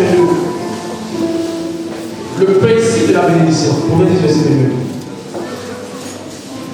prophétique. Proverbe 10, verset 22. C'est la bénédiction de l'Éternel qui enrichit. Et il ne la fait suivre d'aucun chagrin. Quand Dieu veut permettre à quelqu'un d'avoir du travail, qui va lui permettre d'avoir des moyens, qui va lui permettre de s'enrichir, Dieu lui demande de chercher la bénédiction. Et la bénédiction qui peut pas d'avoir le travail, elle vient par quoi? L'une des plus grandes manières de tirer la bénédiction dans la vie de quelqu'un, c'est de servir le Seigneur. Servir le Seigneur est un canal qui déclenche et qui ouvre les portes du travail. Pourquoi? Dieu ne cherche pas à qui donner du travail. Dieu cherche simplement à sauver les âmes. Donc quand il sent dans ton cœur que tu veux le servir et sauver les vies, il te permet d'être dans cet environnement où par toi, tu vas le représenter pour sauver les gens. Parce que le carrefour entre l'église et le monde, c'est le mieux pour vous savez. Chaque fois que Dieu veut faire un croisement entre l'église et le monde, ce n'est pas le travail, c'est l'argent qui permet aux gens d'écouter d'autres personnes. Et si Dieu ne passe pas par le travail pour gagner les gens, ça sera difficile. Donc Dieu permet aux gens d'avoir un emploi. D'autres pensent que c'est pour manger. Ce n'est pas pour manger, c'est pour sauver. Donc dis-moi où tu veux que Dieu te positionne. Je te dirais, commence à avoir dans ton cœur le fardeau des âmes. Être un témoin de Christ dans ta génération. Naturellement, tu vas sentir que Dieu va te donner certaines positions. Allez demander à Esther, par le canal d'Esther, la famille d'Esther est sauvée. Qu'est-ce qu'elle a fait? Elle a été un messager, un témoin de l'évangile auprès du roi. Qui était Daniel? Par le canal du roi. Par le canal de Daniel, Nabuchodonosor s'est tourné vers le Seigneur. Qui était David? David était la personne par laquelle Dieu est passé pour sauver le peuple d'Israël. Qui était Joseph? Joseph était le missionnaire par lequel Dieu est passé pour gagner l'Égypte au travers du Pharaon, mais sauver le peuple de sa famille. Chaque fois que vous dites à Dieu, Seigneur, je veux te servir, Dieu se prépare à donner une place dans le monde du travail. Beaucoup dans le ministère du travail, ils disent ça, ce n'est pas les forces, c'est parce qu'ils ont commencé à servir le Seigneur. Toi qui m'écoutes en ce moment, si tu veux rentrer dans les vases du travail, les portes du travail, dédier et servir, pas n'importe quel. Deux choses doivent te marquer. Un, sois un puissant gardien d'âme. Deux, sers avec tout ton cœur et les l'esprit de productivité. Fais avec ton cœur. Ce n'est pas possible que tu restes la même personne. Je peux mettre ma main dans le feu pour te dire, il n'y a aucune personne qui a donné son temps pour servir Dieu. Et Dieu l'a laissé dans la porte. Dieu n'est pas une homme de moitié. Le fils de l'homme de moitié. Et pour 6 versets, il dit, je ne suis pas quelqu'un qui est juste pour oublier le temps que vous avez donné pour moi. Quand tu vois quelqu'un qui n'a pas le temps pour le Seigneur, il a fait de raccourcir son futur. Parce que ce que tu as aujourd'hui, si tu te donnais au Seigneur, tu allais avoir 2 fois plus que ce que tu as. Ce que tu es aujourd'hui, si tu servais le Seigneur, tu allais être 2 fois plus que ce que tu es. D'aller t'occuper de toi, mais d'aller la servir le Seigneur. Même si tu es trop occupé, au moins faire l'intercession. Même si tu es trop occupé, au moins que ton argent soit utile pour gagner les âmes. Pourquoi tu ne trouves pas le temps de servir le Seigneur? Parce que tu ne connais pas le pouvoir de l'évangélisation, le pouvoir de l'intercession, le pouvoir de service à la maison. Tu connaissais cette âme il y a longtemps, tu avais présenté le Seigneur. J'ai vu des années en arrière. Une seule fois, je me suis demandé, va prêcher dans tel village. Quand je reviens du village, on m'appelle pour un marché. Le marché c'est 2 euros, le marché c'est 1 euro. Mais c'est parce que quoi? Je donnais de mon temps pour servir le Seigneur. Écoute, souvent tu penses que tu as besoin de beaucoup d'argent pour changer ta vie. Une seule opportunité que tu vas me donner, va te faire prier la mission. Une seule opportunité. Une seule opportunité. Juste quelqu'un va payer dans la prison, tu es parti pour une affaire. Juste un contact qui va t'amener. Il va nous dire cette personne avec qui tu as. Je prophétise que quelqu'un dans ce lieu. La bénédiction vient parce qu'il le sait. La bénédiction vient parce qu'il le sait.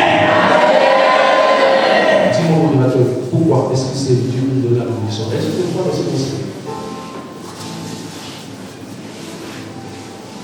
Exode 23, verset 25. Dis ça, mon frère, je vais dire quelqu'un qui ne connaît pas ce passage. Exode 23, verset 25. Vous servirez l'Éternel, Vous servirez l'Éternel, votre Dieu, et il bénira vos pains et vos eaux. quand on parle de paix et vos eaux, c'est quoi? C'est pour manger. Paix, c'est la nourriture. Et nous sommes en train de parler de temps de travail. Travail, c'est pour manger.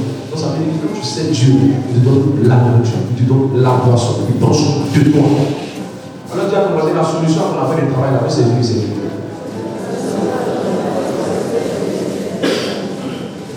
Est-ce que c'est bon? Donne-moi une puissance.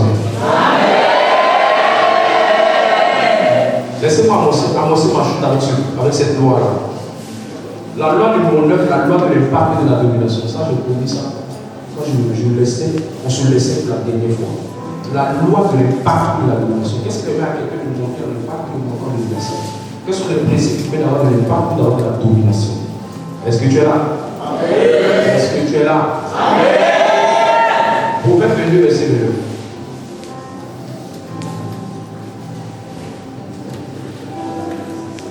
Proverbe 22, verset 29. Si tu vois un homme habile dans son ouvrage, il se tient auprès des rois. Le mot habile veut simplement dire fort, compétent, excellent, puissant. Fort, excellent, puissant, compétent. Donc on ne va pas auprès des rois juste parce qu'on travaille. On va auprès des rois parce qu'on est puissant, on est compétent, on est excellent, on est fort. Lorsque tu prends le passage à moitié, ça va faire sauter le passage de son complexe. Et tu vas dire que Dieu n'a pas agi dans la c'est faux. Il n'a pas dit que si tu travailles, tu vas auprès des rois. Mais tu vois un homme qui est habile, ça veut dire un homme qui est fort, qui est compétent dans ce qu'il fait. Ce homme va auprès des rois. Il sera auprès des gens qui sont élevés, des gens qui sont puissants. Est-ce que je parle avec eux? Alors, lui, les choses, il me dit comment faire pour avoir de l'impact et de la domination? Comment tu fais pour avoir de l'impact et de la domination? Il faut que tu sois fort, excellent dans le domaine dans lequel tu es. Il faut que tu sois quoi? Fort, excellent dans le domaine dans lequel tu es. Il faut que tu sois quoi? Fort, excellent dans le domaine dans lequel tu es. Si tu n'es pas fort, excellent dans le domaine dans lequel tu es, tu ne pourras pas. Ils ont pris un monsieur, ils ont vu dans son CV, il a mis, on lui a demandé niveau en anglais, il dit bon anglais, bon anglais, bon anglais. Ah, c'est qu'il est bon. Alors on voit dans l'entreprise. Le monsieur dit va t'essayer 2 mois. Pendant les 2 mois, nous avons réservé de te payer pratiquement 500 000 francs pour démarrer avec toi. Pendant les 2 mois, il fait les tours. Ils ont envoyé une dame qui est venue dans l'entreprise. Et la dame est venue, elle voulait faire une agence du voyage international. Et elle est venue, elle voulait acheter une dîme. Elle a parlé 2 petits anglais. Il a répondu, c'était bien. Le good morning, le petit anglais de Ghana, il a pris ça. C'était très bien parti pour lui. Il m'a allé à la bouche. Voilà, plus même qui vient là, fraîchement de Londres.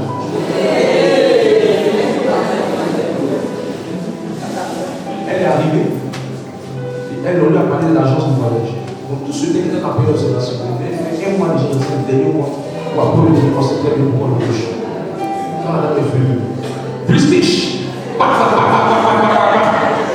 Anglais là, il monte ici, il monte là-bas, il monte ici. Vous savez ceux qui connaissent vraiment là? C'est rapide. C'est rapide. Il parle. Il est assis. Il se pose des questions. Il ne voit pas. Ça le menace. Maintenant, la femme, elle ne s'adressait pas, elle s'adresse au patron. Maintenant, le patron dit non, restez tranquille, madame. Restez tranquille, madame. Il va parler. Lui, maintenant, il ne voit pas. Elle parle. Elle rentre ici, elle rentre là-bas, il est là. Il dit qu'est-ce qui se passe? Il ne voit pas. C'était très élevé. Très élevé. La femme, il n'a rien dit à la femme. La femme n'a rien compris ce qu'il a dit. Le monsieur lui aussi, le chef d'entreprise, il n'a pas pu parler. Les deux étaient là, la honte était sur lui. La dame a quitté le roi. Elle les a bien insultés en anglais. Après cette histoire, cette expérience, le monsieur a dit à son gars, je veux rester où tu es parti. Franchement, monsieur, je ne suis pas aussi compétent comme monsieur. Il connaissait, il n'était pas fort. Une chose, c'est de connaître. Mais une autre, c'est d'être fort. 3 choses que Dieu m'a dit sur les gens qui sont forts. Les gens qui sont forts ne regardent plus leur nationalité. Ah non, il n'est pas du pays. Écoute, si tu es fort, tu es étranger, on te prend. C'est pas qu'on t'a dit le problème. C'est est-ce que tu peux faire l'affaire? Deuxième chose que Dieu m'a dit sur ceux qui sont forts dans leur domaine excellent, c'est que ceux qui sont forts dans leur domaine excellent, ils coûtent cher. Les gens veulent les prendre. Ils sont commerciaux, on les cherche. On veut les prendre. Personne n'est prêt à embaucher quelqu'un qui ne vaut rien là. Un plaisantin, une personne qui n'est pas assez compétente dans ce qu'elle fait. À qui on va venir apprendre les choses encore? Non, personne. Je prie que Dieu donne à des de fort. Vous êtes fort, vous êtes recherché par les gens. Recherché par les gens. Les gens ont fait sortir Joseph de la prison pour l'amener chez qui? Chez Pharaon. Parce qu'il était fort. Ils sont allés le chercher. Parce qu'il était traqué derrière. Ils sont allés le chercher là-bas. Parce qu'il était compétent. Genèse 41, Matthieu 41, 43. On parle de cette histoire. David, ils sont allés le prendre là-bas en brousse. On est venu, il va venir chanter. Il était tellement fort qu'ils l'ont pris. Dans 1 Samuel 16, verset 17 à 18, on dit ça, David savait jouer la harpe. Quand il jouait, il était tellement fort qu'ils sont allés le chercher. Écoute, quand tu es fort, ce n'est pas toi qui cherches, c'est les gens qui te cherchent. Une autre personne dans la Bible s'appelle Daniel. Daniel, malgré tout ce que les gens disaient de lui, le roi Darius voulait travailler avec lui. Ils sont aussi allés le chercher et la grâce l'a localisé. Il a occupé un haut poste. Quand vous êtes fort, vous allez forcément monter. La meilleure manière de faire taire les gens qui se moquent de toi et qui ont des préjugés sur toi, c'est d'être excellent dans ce que tu fais. La meilleure manière de montrer aux gens que tu n'as pas un petit homme d'affaires, c'est d'être excellent dans le travail dans lequel tu fais. Si tu veux enlever les traces de la jalousie autour de toi, la trace du tribalisme, du népotisme, la trace des mensonges sur toi, dédier quelqu'un de fort. Comment tu fais pour dédier quelqu'un de fort? Pour quelqu'un qui devient fort et excellent, il faut qu'il puisse bien connaître son travail. Vous connaissez l'histoire de la vendeuse de chèques? Vous avez du sel. Il faut être fort. Alléluia. Pour être fort, il faut bien connaître son travail. Bien connaître son travail. Quand tu connais bien ton travail, tu deviens fort. Quand tu connais bien ton travail, tu ne vas pas manquer d'argent. Quand tu connais bien ton travail, ça donne à Dieu de te faire connaître l'élévation et la grandeur. Ça facilite la vie de Dieu. Parce que Dieu n'est pas prêt à élever quelqu'un qui est médiocre. Dieu ne peut pas s'identifier à quelqu'un qui est médiocre. Dieu s'identifie à quelqu'un qui est excellent. Et quand tu es fort, Dieu te fait assez confiance pour te confier ce qui est là. Je prie que Dieu te fasse assez confiance. Bon, la première chose pour être très fort, excellent en domaine. Un, il faut connaître ton travail. Deux, il faut t'intéresser et mettre ton cœur dans le travail que tu fais. Ecclésiaste 9, verset 10, lis ça. Intéresse-toi à ce que tu fais et mets ton cœur à l'intérieur de ce que tu fais. Mets ton cœur dans le travail. Fais avec ton cœur. Mets ton cœur dedans. Mets ton cœur. Allons-y. Ecclésiaste 1, verset 10. 9 plutôt, 9, 10. Ce qui a été, c'est ce qui sera. 9, prends 9, verset 10. C'est le chapitre 9, verset 10. Mets ton cœur. Et ceux qui ne sont pas forts là, ils ne mettent pas le cœur, ils font ça comme ça. Il faut faire le cœur. Mets ton cœur, il faut t'intéresser à ça. Mets tout ton cœur dans le travail. Vas-y. Ecclésiaste 9, verset 10. Tout ce que ta main trouve à faire avec ta force, fais-le. Avec quoi? Ta force. Tu ne peux pas mettre ta force dans quelque chose, ton cœur n'est pas dans la chose. Là où ta force va, ton cœur va. Donc, tant que tu ne t'intéresses pas fortement à ton travail, tant que tu ne t'intéresses pas fortement à l'entreprise, tant que ton cœur n'est pas dans cette société, tant que ton cœur n'est pas dans ce travail, tu ne seras pas fort. Deux, quand tu veux être fort dans ton travail, l'une des deuxièmes manières d'être fort, c'est de te documenter, de te faire former dans ce que tu es en train de faire. Chaque jour, documente-toi, forme-toi pour maîtriser ce que tu es en train de faire. C'est le ministère, bosse vraiment, lis beaucoup, étudie dans l'immobilier, prends la peine de te renseigner dans l'immobilier, te former dans l'immobilier. Tu es dans la comptabilité, chaque fois, va sur le net, fais des recherches sur ton domaine, documente-toi, apprends à connaître les choses sur le domaine. Daniel 9, verset 2, c'est qui a fait la force de Daniel, on nous parle de ça. Tu vas rester là, pour ça je n'arrive même pas à donner les bonnes offrandes. Travail 50 000, 50 000, ça c'est le aujourd'hui, au 21e siècle, les vélos sont combien à budget? Daniel 9, verset 2. La première année de son règne, moi Daniel, je vis par les livres. Je vis par les livres. Il allait étudier les livres. Malgré que Daniel était quelqu'un qui connaissait, il allait étudier dans les livres. Vas-y. Je vis par les livres qu'il devait s'écouler 70 ans pour les ruines de Jérusalem. Voilà ça, il a même foi dans les livres. Pour connaître ce qu'il va faire, il faut te documenter. Il faut te documenter.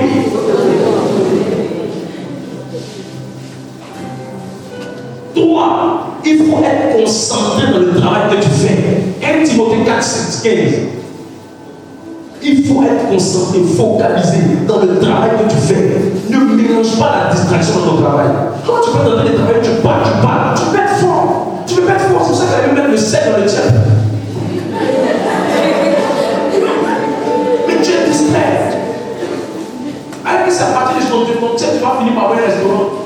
Mes amis, c'est une bonne opportunité de passer la vie. On te donne une machine, tu ne peux pas venir le travail, tu peux continuer. Toi, c'est Dieu, les hommes sont faciles. Ta Bible, les élèves, ton Jésus, les élèves, ton chapelet, les élèves, ta tête, les élèves. Dieu, fournier comme ça. Et si tu ne parles pas, il pas de nous. Toujours Dieu, il va les dire, fournier comme ça. Tu as mis la honte sur Jésus. Allons-y. 1 Timothée 4, verset 15. Occupe-toi de ces choses. Occupe-toi de ces choses. Donne-toi tout entier à elle. Pour te donner tout entier, il faut concentrer dans ce que tu es en train de faire. Il faut être concentré, Timothée. On ne peut pas se donner entièrement sans être concentré. Là où il y a la distraction, la médiocrité. La différence entre deux composantes d'activité, la différence va se trouver au niveau de l'excellence, de la compétence, de qui est fort dans ce qu'il est en train de faire. Tu fais atterrir à beaucoup de gens. Tu te plains que ce sont les démons. Je prie que l'histoire des personnes soit changée. 4. Étudiez bien la vie de ceux qui ont réussi dans le domaine. Étudiez la vie. Dans ton domaine, on dit, ah oui, c'est ça. Non, c'est compliqué. Tu t'as bien regardé l'histoire, tu te rends compte que les choses sont passées parce que c'est compliqué.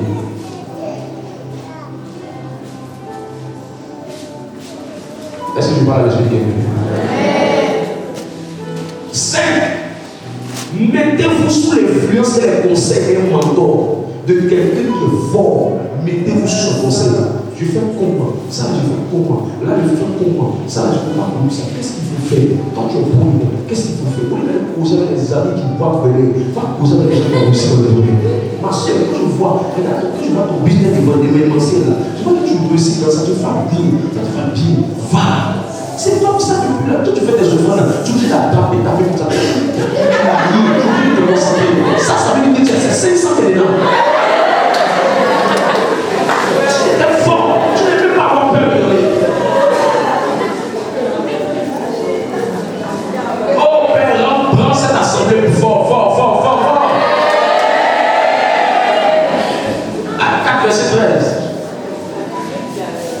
Influencé par des conseillers, des gens forts, tu as des conseillers, tu vois lui là, tu vas te fort, lui là, tu vas te fort, lui il travaille très comptable, il est bon dans son domaine, il est fort dans son domaine, il est élevé dans son domaine, il est payé à 1 million, il est payé financé, tu vois qu'il est bon. Moi aussi j'avais pas les conseils autour de lui, tu le prends comme un mentor, tu le prends comme un conseiller. Acte 4, 15 et Acte 4, 13. Acte 4, verset 13. Lorsqu'il vit l'assurance de Pierre et de Jean, il fut étonné, sachant que c'étaient des hommes du peuple sans instruction, et il est reconnu pour avoir été avec Jésus. Il est reconnu pour avoir été avec lui, Jésus. Donc il était tellement influencé par le mentor Jésus que d'une manière de faire qu'on reconnaissait qu'il descendait à Jésus. Quand tu marches avec les gens qui ont reçu le domaine, leur parfum va rester sur toi, leur manière de penser va rester sur toi, leur manière de raisonner va rester sur toi. Si tu marches avec des araignées, tu vas avoir plein d'araignées autour de toi. Il est reconnu pour avoir été avec Jésus. Leur manière de faire. Qui te conseille? Qui te conseille? 6 non? 6 maintenant? 6, ça c'est présent qu'on a fait. Il faut bien écouter celui qui t'a confié son marché. Il faut pas faire ce qui est dans ta tête. En fait, tu fais la vie là comme ça. En fait, non, moi je pensais. Tu pensais quoi? Tu pensais quoi?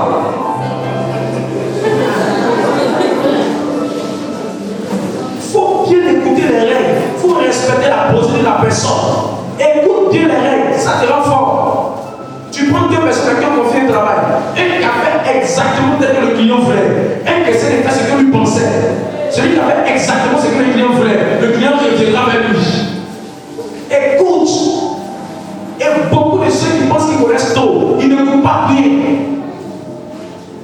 Oui, je vois, oui, je vois, oui, je vois, oui, je vois. Tu vois quoi? Résultat, tu avais fait camisole, tu avais fait jupe. Coiffure, tu avais fait coiffure. Parce que c'est 10 ans, c'est quoi tu avais fait? On voit sa nuque est bombée comme ça.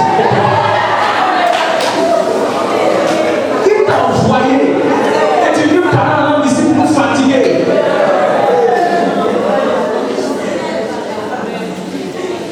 Que Dieu la donne sa grâce. Écoute bien la musique. Il dit ça. Tu as besoin de travailler quelque part. Comment vous fonctionnez ici? Qu'est-ce qui se passe ici? Comment vous fonctionnez ici? Voilà comment nous fonctionnons. Voilà notre procédure. Voilà notre manière de faire. Souvent, on va chercher à vouloir nous demander que tu es trop fort. Il faut juste c'est difficile. Maintenant, si tu peux aborder plus, tu demandes est-ce que je peux donner mes idées aussi? Là, la personne te donne la possibilité. Il ne faut pas aller faire ce que tu penses. Je pensais que c'était ce qui était bon. Ça te crée des problèmes. Ça te crée des problèmes. La femme t'a dit que je veux son mariage, aux cheveux longs. Quand tu dis non, quand tu pensais que comme il fait chaud, elle n'a pas vu c'est la même chose. Quand c'est ton corps, ok. C'est bien parti pour te chasser. 7. Demande la grâce de Dieu avant de faire le travail de quelqu'un. Seigneur, je veux ta grâce. Seigneur, je veux ta grâce. Seigneur, je veux ta grâce. Donc, comme vous savez Dieu, avant de venir chercher, je veux la grâce. Vous faites. Si la fille qu'elle fait le tien, elle avait donné la grâce, Dieu lui dit, tu n'as pas fait. Tu n'as pas fait. Là, tu n'as pas fait. Tu as tout. La grâce de Dieu, tu dois faire aussi. La grâce de Dieu. C'est la grâce de Dieu qui a fait le pardon sur la péché. C'est la grâce de Dieu qui a convaincu la personne. C'est la grâce de Dieu qui a donné la directive. C'est la grâce de Dieu. La grâce de Dieu. La grâce de Dieu sur ton travail. La grâce de Dieu dans ton travail. La grâce de Dieu pendant ton travail. La grâce de Dieu avant ton travail. La grâce de Dieu. Esther trouva grâce aux yeux du roi. Tu vas trouver grâce aux yeux de tes clients. Tu trouver grâce aux yeux de ton patron. Que Dieu t'accorde sa grâce. Que Dieu t'accorde sa grâce. Que Dieu t'accorde sa grâce. Que Dieu t'accorde sa grâce.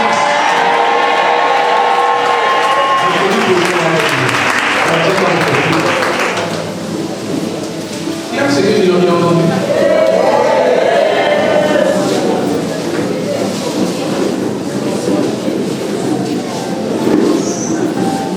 Alors commence à parler au Seigneur. Parle au Seigneur pendant 5 secondes.